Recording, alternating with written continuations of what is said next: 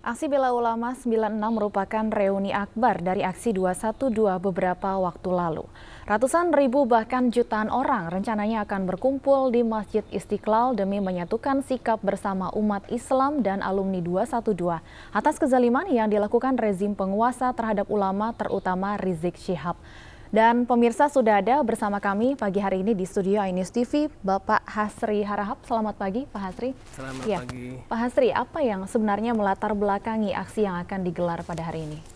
Alhamdulillah kita dari Presidium Alumni 212, artinya adalah orang-orang yang terlibat baik langsung ataupun tidak langsung di peristiwa Akbar 212 pada 2 Desember 2016 yang lalu, melihat penguasa sekarang mengkriminalisasi, menzalimi ulama-ulama yang mereka adalah tergabung di GNPF MUI. Habib Rizik, kemudian ada beberapa ulama, Ustadz Muhammad Al-Khottod yang sekarang masih di penjara, masih di kurungan di Makobrimob. Begitu juga yang terakhir Ustadz Alfian Tanjung.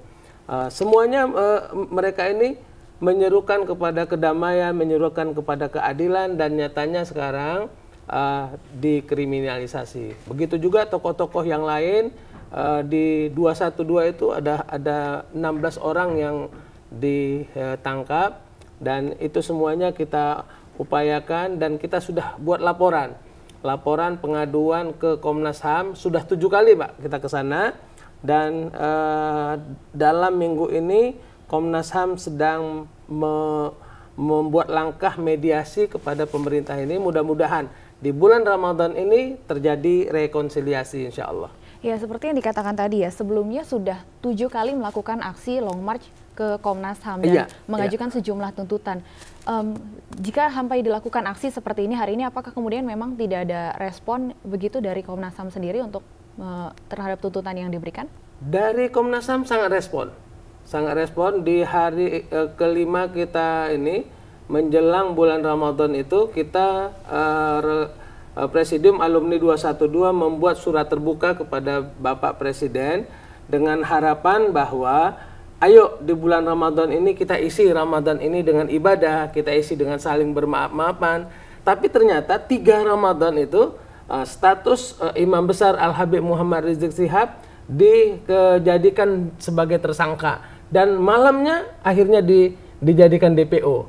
Setelah kita dengar jadi tersangka dan DPO, akhirnya alumni 212 berkumpul. Kita berkumpul dan kita membuat satu kegiatan apa yang ini semua. Sehingga akhirnya setelah kedatangan kita yang ke-6 ke Komnas HAM Jumat yang lalu, Jumat ini kita akan kumpul dalam satu program reuni akbar, silaturahim akbar di Masjid Kebanggaan Umat Islam di Indonesia, kebanggaan bangsa Indonesia, Masjid Istiqlal gitu Mbak. Baik.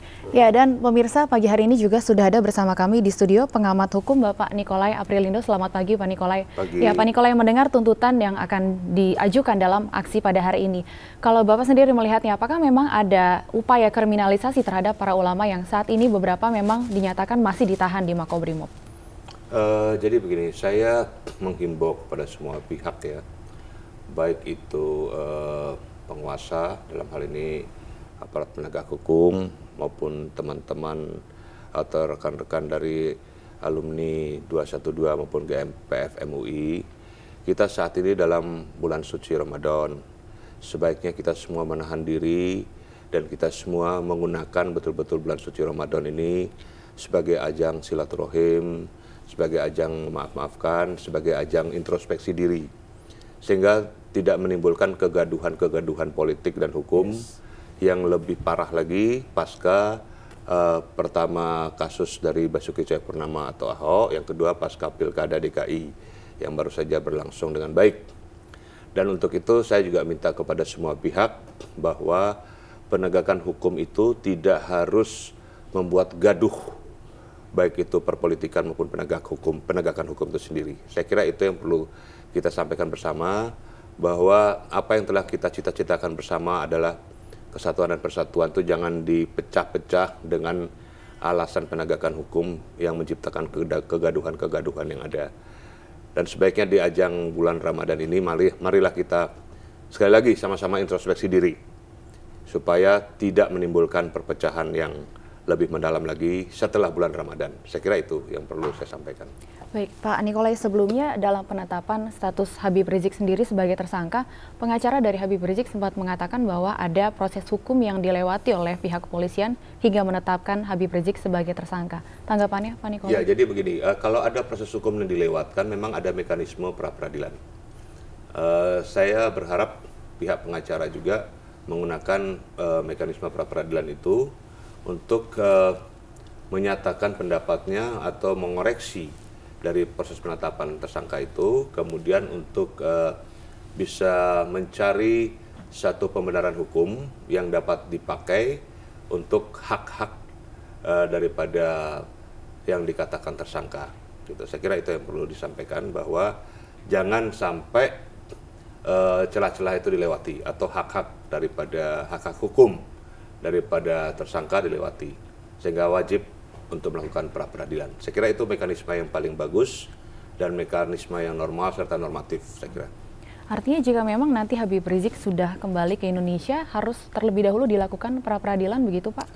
Karena penetapan tersangka itu sudah dilakukan, maka satu hal yang wajib adalah pihak penasihat hukum itu bisa melakukan pra-peradilan, asalkan sudah ada kuasa dari Habib untuk melakukan itu.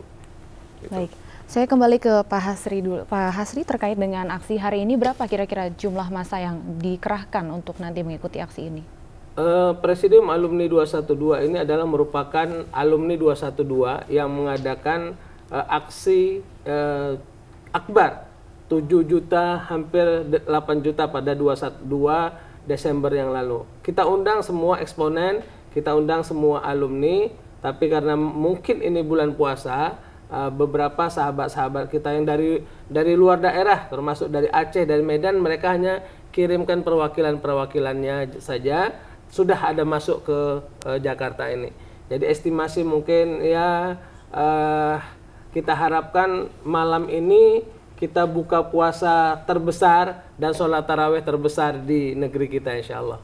Acaranya akan dimulai dari buka puasa bersama? Acaranya dari sholat Jumat bersama. Sholat Jumat dulu, kemudian kita ikut dengan program di Masjid Istiqlal, kemudian kita tadarus Al-Quran, tausiah, baca salawat, dan lain-lain sembari kita menunggu buka puasa bersama, dan dilanjut dengan sholat tarawih bersama. Baik, Pak Hasri, kemarin Kapolda Metro Jaya sempat mengeluarkan larangan untuk melakukan aksi ini. Tanggapannya Pak Hasri, tetap menjalankan aksi ini? Iya, kita tetap jalankan, sebab pada panitia aksi bela ulama hari ini, kita telah menyurati pihak Masjid Istiqlal bahwa kita bersama-sama jamaah untuk meramaikan masjid, mengimarahkan Masjid Istiqlal, masjid kebanggaan kita. Artinya kita harapkan pihak Masjid Istiqlal juga memberi kesempatan kepada kita, karena jamaah-jamaah kita juga ada dari beberapa daerah yang akan berkumpul di sini. Walaupun kemarin pagi Bapak Pak Irawan, Pak Kapolda Metro Jaya menyatakan tidak perlu aksi-aksi. Memang benar, kita tidak aksi, tapi kita adalah silaturahim reuni akbar alumni 212 di Masjid Istiqlal, begitu. Artinya tidak ada aksi atau tuntutan yang nanti akan diajukan atau disuarakan ya dalam aksi pada hari ini? Tuntutan ada, tuntutan itu akan kita ini nanti dan dengan pertemuan ini, silaturahim ini akan di akhirnya nanti kita akan launching panitia nasional penyambutan kepulangan Al-Habib Muhammad Rizik Syihab. Jadi artinya ada yang kita akan sampaikan, karena sudah hampir 2 bulan Habib Rizik di luar negeri, bisa jadi 1 minggu, 2 minggu, atau 1 bulan akan balik ke ini, karena dalam ceramah-ceramah beliau yang kita dapatkan bahwa sudah rindu pulang ke Jakarta ini. Mudah-mudahan panitia nasional ini kita launching nanti di sini dan melibatkan semua komponen ormas-ormas Islam dan ormas-ormas nasional. Ayo mari sama-sama kita bergandeng bahu, sama-sama kita duduk untuk kedamaian negeri kita tercinta. Baik, Pak Nikolai, sebelumnya dikatakan Kapolda memberikan larangan terhadap aksi ini. Sebenarnya apakah larangan ini sendiri memiliki dasar hukum atau bisa dilakukan seperti itu? Jadi gini, hak berkumpul, berserikat, dan mengeluarkan pendapat itu dijamin. Itu hak konstitusional warga negara dan dijamin oleh konstitusi Undang-Undang Dasar 1945 dan dijamin oleh peraturan perundang-undangan. Selama hal itu dilakukan dengan tidak mengganggu ketertiban umum, keamanan ketertiban masyarakat, dan tidak menimbulkan hal-hal yang anarkis. Ya, jadi larangan-larangan seperti itu sebaiknya tidak perlulah kita marang-marang seperti itu. Tetapi apabila ada hal-hal yang diindikasikan dapat menimbulkan satu gangguan keamanan ketertiban masyarakat atau gangguan lain yang menyebabkan anarkisme, ya itu harus dicegah. Tetapi dalam hal ini saya yakin bahwa teman-teman dari GNPF MUI sudah membuktikan sejak aksi-aksi yang lalu-lalu 411, 212 dan sebagainya, mereka melakukan dengan tertib, mereka melakukan dengan santun, dan mereka melakukan juga sesuai dengan akidah-akidah agama yang ada, sehingga tidak perlu dikhawatirkan. Itu yang perlu saya sampaikan, tidak perlu dikhawatirkan dan tidak perlu didramatisir sedemikian rupa seolah-olah akan menimbulkan kekacauan dan sebagainya. Tugas daripada kepolisian adalah mengamankan segala kegiatan masyarakat, baik itu aksi-aksi demo maupun segala aktivitas masyarakat yang lainnya tetap berjalan normal. Artinya dengan adanya larangan ini, aksi ini bisa tetap berjalan pada hari ini, Pak? Selama itu tidak melanggar ketentuan perundang-undangan yang berlaku, ya tetap berjalan, tidak ada masalah. Baik, namun pengamanan dari pihak polisian sendiri harusnya tetap dilakukan walaupun sudah keluar larangan dari Kapolda sendiri. Pengamanan wajib karena polisi dihadirkan untuk mengamankan, melindungi, mengamankan dan mengayomi masyarakat. Itu tugas pokok kepolisian, itu melindungi, mengamankan dan mengayomi masyarakat. Diminta atau tidak diminta? Kan? Diminta atau tidak diminta itu wajib dilakukan. Karena tanpa diminta pun harus tetap ada pengamanan dari pihak untuk polisian. itulah negara menyediakan namanya perangkat aparatur negara yang bernama Kepolisian RI. Baik, kita akan lanjutkan perbincangan kita usai jeda berikut. iNews TV Special Report akan kembali usai jeda.